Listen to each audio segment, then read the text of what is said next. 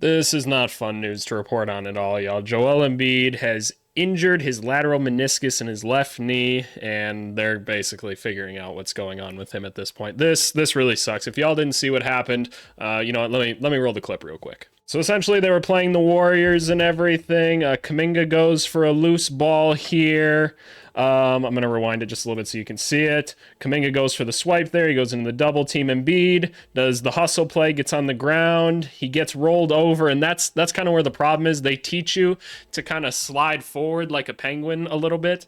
One, you don't ever want to get chopped down and stuff when you're playing. Like, that's just not something you want to have happen. You want to control when you're going down. That's to decrease injury risk. And when you roll over, that's part of the problem. You spread out like this. Kuminga's going for the ball.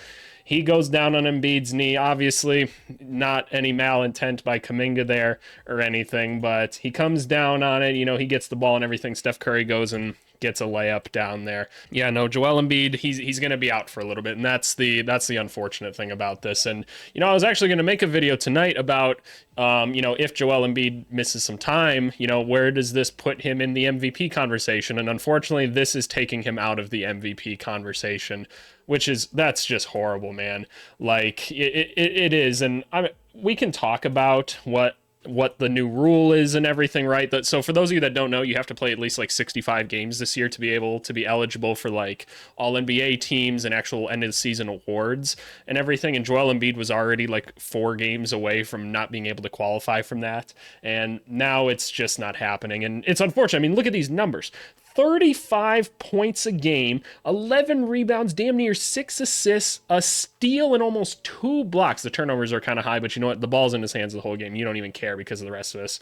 He was shooting 36% from 3, like 88% from the free throw line. He gets a lot of points from the free throw line. I don't want to hear any of you guys complaining that he gets too many free throws. He's big and strong. People foul him all the time. I don't know what else they're supposed to do about it, but you know what? They foul him, so he gets to shoot the free throws. But anyway, it's tragic because, like, yes, he was on pace to win MVP and everything. Unfortunately, if this injury happened even before this rule, he probably doesn't play enough, and then people don't give him the award anyway. But this just really sucks, man. One, just like you don't want to see the good players go down and everything. That just sucks. And then obviously, like, if you're a Philly fan, you're pretty nervous. Well, what do you do at the deadline now? Philadelphia is currently in the 5 seed here. There's a pretty big jump between the 5 and the 6 seed here. But, you know, how long is Embiid going to be out now? Shout out to Dr. Evan Jeffries here. I'm going to assume this guy's accurate. So I do know that there's like 2 ways to go about like a meniscus procedure and everything. I'm not going to go into the specifics of that. I'm not a doctor, so I'm not going to speak on the things that I'm not 100% positive on. But yeah, I know there's like 2 different ways to go about it. One of them, you heal up in about a month and a half, and the other one, you're going to be out a little bit longer. Obviously, one surgery a little more thorough than the other. And so it's what happens now. The famous one is Dwayne Wade. I believe got his meniscus taken out that year. I think it was 2006 when they had Shaq, and he was like, shit, man, like they were pretty close to the start of the playoffs, and he's like, I'm not missing the playoffs. We're really good this year. Got his meniscus like taken out, and I don't think, again, I won't speak on like medical procedures, but I'm pretty sure the meniscus just kind of works as like a brake pad, and so you don't necessarily need it, but without it, like over time, it's going to kind of wear on you. And so Wade was like, man, screw it, I don't even need it. I'm going to come back right away, and he did, and they won the finals. That's awesome. I bet he doesn't really regret it, but I'm sure his knees hurt a little bit right now. But as far as like where do you go as the Sixers now, man? I don't know. Obviously, you run so much of your team through Embiid. Tyrese Maxey just got announced as an all-star starter. That's awesome. Congrats to him. Tyrese Maxey most likely isn't enough with the rest of this team to win you many more games. You've got some good players on this team and everything, and I mean, we can go to the Sixers and look at it. I don't really think it's worth it. Essentially, you got like Tobias Harris out there, you got Maxey, and it's kind of a fall off after that. And so this means probably B-Ball Paul's coming in at center, and you know, he's one of the better backup centers out there. By no means probably an elite one, probably not really a starter caliber center, but he's an option, right? And after that, you're kind of like, ugh. Like, I know Mo Bamba's on the team. Mo Bamba's nothing that special right now, y'all. So I don't know what you do at the deadline, because before, you know, you're at the deadline, you're like, okay, we got to be buyers and everything, and hopefully you still are and everything. Obviously, this depends on what Embiid does with his procedure and everything. But like, are you still buyers at the deadline? Are you kind of just staying put more so? Like, what do you do now? Do you try to bring in another center, maybe an Andre Drummond or something like that from the Bulls? You guys can have him. Just give us something so we don't just lose him for nothing.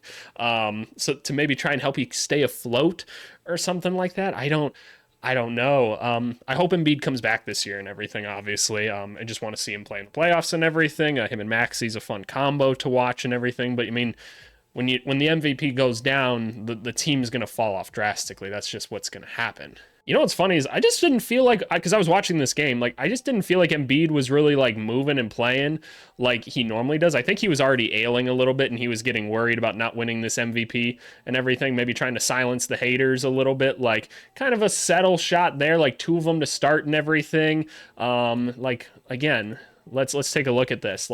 Comes down here, not a ton of room to operate. Why do you have all these guys going through the paint right now when Embiid's trying to work a little bit, especially on a smaller Draymond? He's a great defender, but that's not necessarily the shot we want him taking. I know he takes a lot of those, but I don't know how much sense that makes. But no, I just didn't feel like Embiid was moving all that well and everything last night. Another settled jump shot early and everything. One, not getting paint touches on a team where the center is 6'9" and you've got a 7'2" guy. Can we just establish kind of a post presence? I like to just get a post touch every once in a while, just so that we can start kind of moving the ball this way. You guys can't really see what I mean by that, but in and out of the paint, so that you can say all right, we're practicing the right ball movement, right? Because you want to go in, out, side, but you want it touching the paint at all times. And so I just like to establish that, especially when there's a clear strength and height advantage, which Embiid is going to have most nights. But yeah, I don't know what you do at this point if you're the Sixers, and this is unfortunate because he's not going to win MVP now this year. Again, whatever you think of that rule or not, the players agreed to it with the owners and everything, so I don't really like hearing players complain about it. I guess they don't all necessarily have the same opinion. But at the end of the day, a line had to be drawn somewhere. I didn't really like the subjectiveness of it anyway. I saw Shams talking about it today, actually, where he was like, it's really going to throw some fans off at some point if somebody's clearly the MVP like Embiid was, and then before the All-Star break, he's already disqualified from winning MVP. Yes, that'd be a little shocking to hear and everything, but the line just has to be somewhere.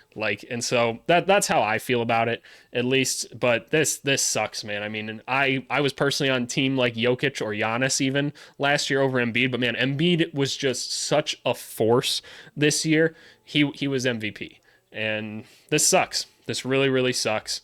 I feel for you, Philly fans. It's just a tough year, isn't it? Especially if you're an Eagles fan too, along with it. I just don't know what to do with y'all, man. This is a tough one. So essentially, the game that he gets hurt in, he's just been settling for these jump shots the entire time. I've just watched 5 more previous to this one. He's just settling for mid-range jumpers. Normally you see Embiid attack a little bit more, be a little more aggressive with it. Again, here he's got pods in front of him. He looks, he hesitates, and he pulls up again. I understand that there's a double coming here, but I don't know. So I feel like something was a little bit wrong going into this game, but even this one there, that was just kind of a goofy attempt and everything. I don't know. He looked like he was moving weird to me, and that's maybe just my eyes looking at things. But hey, man, if you're a Philly fan, let me hear it, y'all. I'm really sorry about this. This just sucks, man. This says it all right here. That says it all right here. We wish Embiid a speedy recovery, but yeah. If you're a Sixers fan or just a basketball fan, let me know what you're doing if you're the Sixers right now. You still buying at the deadline? Where do you hope to finish and everything? And let's hope we see Joel Embiid soon, man. All right, that's it for now, y'all.